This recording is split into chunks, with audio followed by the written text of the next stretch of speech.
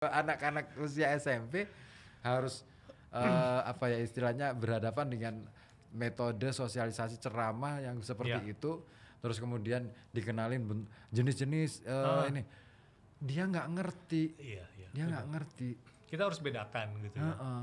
Kalau dalam hal kita melakukan sosialisasi, kan kita harus lihat audiens kita siapa gitu ya. Iya. Jadi materi dan metodenya pun harus menyesuaikan. Betul. Tapi itu otomatis kan ini juga akhirnya anggaran, Pak. Sebenarnya tidak ini sih Mas, tidak melulu Nggak- menurut iya, saya. iya, nggak melulu soal itu ya. Karena kami juga di BNN Batang itu juga melakukan hal seperti itu. Gitu. Jadi misalkan kita lihat siapa nih audiensnya gitu ya. Misalkan siswi sekolah dasar ini yang paling susah nih menurut saya deh. Bener kan? bener. Siswa SD itu yang susah. Iya. Saya angkat tangan deh kayak gitu. Tapi kan untungnya saya punya penyuluh narkoba kan di kantor kan. Nah, makanya dan mereka belajar. Mereka belajar Mas kayak begitu. Misalkan untuk segmen ini metodenya dan informasinya seperti apa ya yang kira-kira tepat gitu. Iya. Iya, jangan sampailah untuk anak SD dikasih metode yang atau materi untuk anak SMA. Nanti malah kita khawatirkan justru Over malah. menimbulkan rasa penasaran. Betul. Iya. Gitu. Itu yang bahaya. Iya, anak SD nanyanya yang aneh-aneh kadang-kala kan. Yang berat itu orang tua di rumah. Mungkin ketika di sekolah dapat sosialisasi, mereka nggak nanya. Nggak pernah nanya ya. Ketika pulang dari sekolah, ya, yang namanya cemeng itu apa? Aduh, berat nih. Aduh, ini. Bapaknya bingung. Dari mana kamu tahu? Bener-bener. Itu ngeri loh. Dikenalin jenis-jenis. Saya kadang-kala ketika kebetulan saya aktif kalau di masyarakat itu aktif di komite sekolah gitu. Oh iya. Pernah ikut sosialisasi. Loh, kok materinya gini di SD kan? Kok materinya gini? Saya deketin sama kebetulan temen sih. Jadi enak aja kita ngobrol. Mas, kok materinya kayak gini? Ngeri loh. Mereka dikenalin nama. Itu sudah jelas mereka akan tertancap dalam ingatan mereka akan mengingat nama itu. Ya kalau mereka kemudian bisa menghindari. Kalau enggak mereka malah penasaran. Iya, kan sebenarnya kan kalau usia-usia masih dini seperti itu ya, yang kita lebih tekankan itu adalah misalkan bagaimana mereka mengenal hidup sehat, Itu kayak gitu. aja. Kemudian budaya sopan santun kepada orang tua kayak gitu kan. Kemudian bagaimana misalkan mereka itu makan makanan yang sehat, yang bersih gitu. Jadi kita tidak spesifik kemudian langsung bicara narkoba adalah jenis-jenisnya adalah Itu bahaya. tidak seperti itu gitu. Oke, saya ke WA dulu nih Pak. Ada Lala di Ambu Kembang. Mengingat modus para pengedar yang banyak menyasar ke remaja, hal apa yang harus dilakukan oleh lingkungan sekitar dan keluarga? Terus apa ini? Di mana zaman sekarang pola pikir remaja lebih maju dari zaman dulu. Oh iya, oke. Itu sih. Mungkin bisa digarisbawahi bahwa dengan teknologi siapa sih yang nggak bisa untuk mendapatkan informasi yang aneh-aneh gitu. Betul. Ini kan sekarang seperti kayak apa pedang bermata dua ya. Kalau kita bicara misalnya masalah teknologi informasi, kemudian penggunaan smartphone misalkan. Anak SMP itu mungkin sekarang sudah punya smartphone. Ya, anak SD aja sudah Anak SD mungkin sudah ada yang dibelikan kayak begitu. Nah, itu terbuka luas tuh kan masalah segala macam informasi, termasuk masalah narkoba kayak begitu. Jadi disitulah pentingnya peranan dari orang tua, Mas. Jadi orang tua sekarang itu beda mungkin dengan zaman dulu. Ya. Kita sebagai orang tua itu sekarang suka atau tidak suka, kita memang dituntut untuk tahu banyak hal, gitu. Termasuk masalah narkoba. Gitu. Ya. Jadi jangan sampai orang tua itu baru mencari tahu begitu misalkan anaknya itu tersandung masalah narkoba, gitu ya. Yang ada orang tua tuh biasanya nanti kalau seperti itu pusing, panik, marah, histeris, gitu kan. Nah makanya sekarang orang tua memang harus tahu mau tidak mau. Karena saya juga mempraktekkan hal kayak seperti itu. Saya punya misalkan anak yang besar itu 1 SMA. Ini adalah masa pubertas, masa peralihan gitu Itu kan. ngeri Nah, itu. inilah kita diuji sebagai orang tua nih di sini nih gitu ya. Ngeri banget itu kalau Jadi usia segitu. kita memang harus tahu dulu gitu kan, misalkan mau nggak mau orang tuanya itu juga harus belajar kayak gitu. Sekalipun misalkan memang kita merasa bahwa anak kita baik-baik saja kok Pak. Anak kita itu rajin sholat, kemudian juga nurut, temennya juga temennya teman orang baik semua. Tapi sekali lagi tidak ada seorang pun yang bisa klaim bahwa dia itu bakalan kebal terhadap yang namanya godaan penyalahgunaan narkoba. Gitu. Kita mesti paham bahwa masalah narkoba ini berbeda dengan jenis kejahatan internasional lainnya. Kalau kita bicara masalah terorisme, korupsi, illegal logging, prostitusi, itu spesifik. Siapa pelakunya, siapa korbannya. Tapi kalau yang namanya narkoba itu tidak memandang bulu, gitu ya. Mau dia orang berpendidikan atau tidak, miskin atau kaya, tinggal di kota atau di desa, gitu. Kita semua itu punya potensi kayak begitu. Nah, oleh karenanya memang pentingnya bagaimana orang tua itu bisa memahami upaya pencegahan. Ya contoh yang paling gampang tuh sederhana tuh seperti inilah Mas. Misalkan kalau dulu itu kan zaman kita sekolah, orang tua suka ngecek kantong baju, kantong celana, apakah ada sisa-sisa tembakau rokok. Betul, ya kan? ya. Atau ada sisa pil-pil kayak gitu. Nah itu mungkin juga masih relevan kalau misalkan dicek oleh orang tua zaman sekarang. Gitu. Tentunya dengan cara yang humanis gitu ya.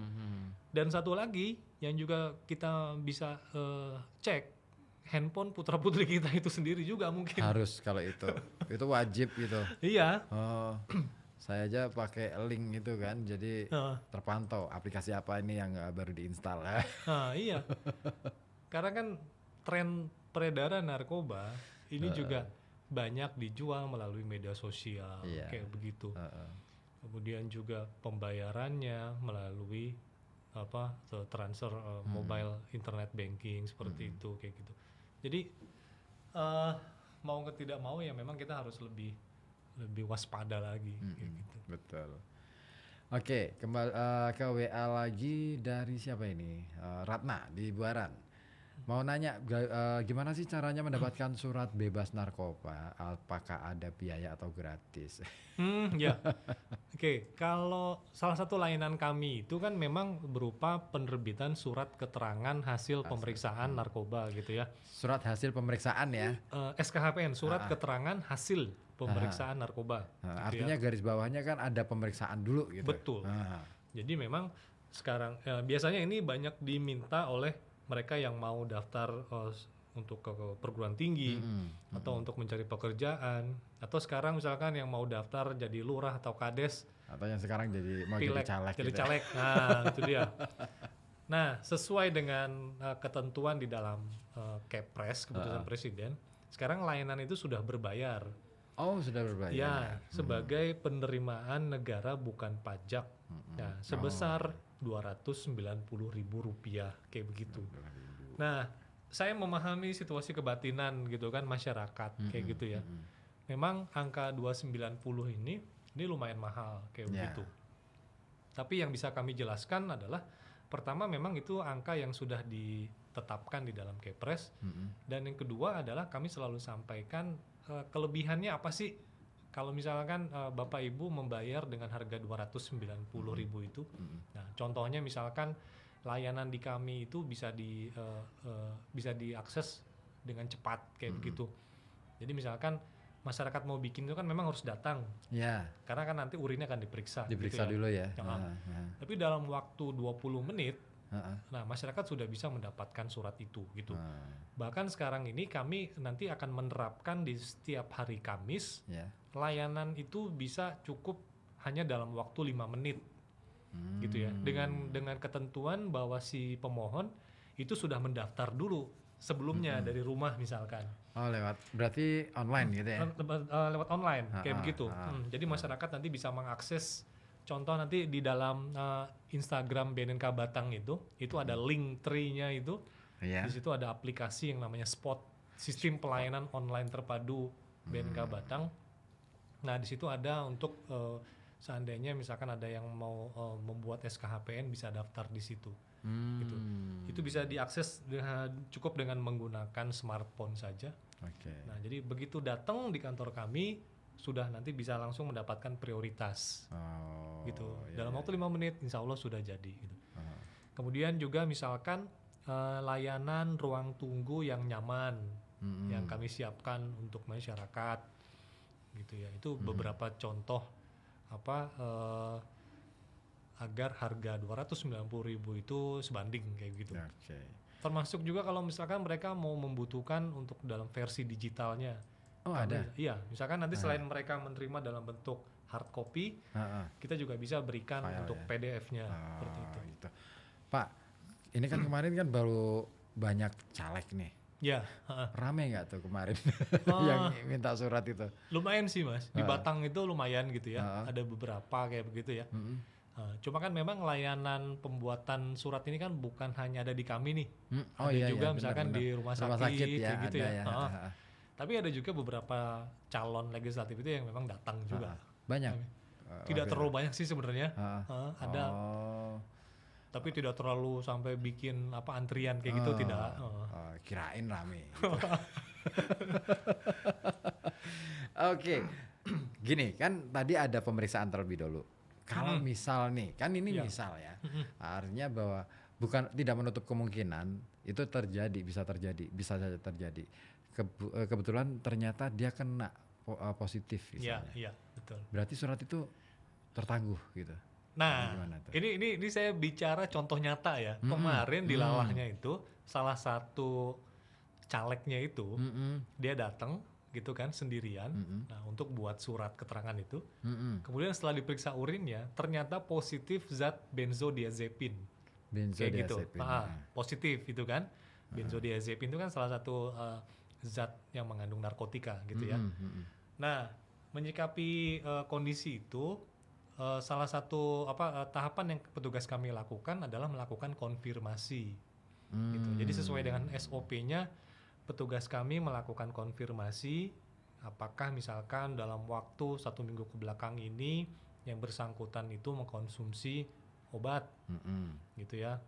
Nah, ternyata memang beliau itu mengaku, gitu ya, bahwa dia mengkonsumsi obat yang diperoleh dari dokter, kayak gitu. Nah, kemudian tidak berhenti sampai di situ, kami tentunya juga minta supaya itu bisa diperlihatkan. Jadi memang gitu ya. Betul, jadi SOP-nya memang harus begitu, gitu ya. Jadi kemudian esok harinya yang bersangkutan itu datang lagi dan dia menunjukkan obat maupun resep dokternya. Nah, setelah dilihat, ternyata clear, memang di dalam obat yang dikonsumsinya itu mengandung zat yang memiliki kandungan narkotika. Gitu. Jadi di dalam suratnya keterangan itu nanti kita akan berikan keterangan tambahan, gitu, bahwa memang pada saat diperiksa yang bersangkutan itu positif, tapi positifnya itu bukan karena menyalahgunakan narkoba, karena ada ini ya. Karena ada sebab lain. Itu tadi. Itu kadangkala yang mungkin pemahaman masyarakat juga masih awam soal sebenarnya narkotika itu haram atau enggak sih? Yang jadi persoalan kan penyalahgunaannya kan? Betul sekali. Sebenarnya kalau kita bicara masalah zat narkotika kayak begitu ya, dari dulu sampai dengan sekarang pun dunia itu memerlukan, Mas, kayak begitu. Jadi di setiap negara itu termasuk Indonesia gitu ya, pemerintah kita itu mengimpor zat-zat narkotika atau zat prekursor kayak gitu dari luar negeri, kayak gitu masuk ke Indonesia dan itu legal, itu sah gitu itu sah, ya, betul. Nah, itu digunakan untuk produksi obat-obatan, kayak gitu, untuk produksi farmasi di Indonesia, kayak gitu. Jadi contoh misalkan juga kalau misalkan kita operasi di rumah sakit, di sana ada dokter anestesi atau dokter bius misalkan.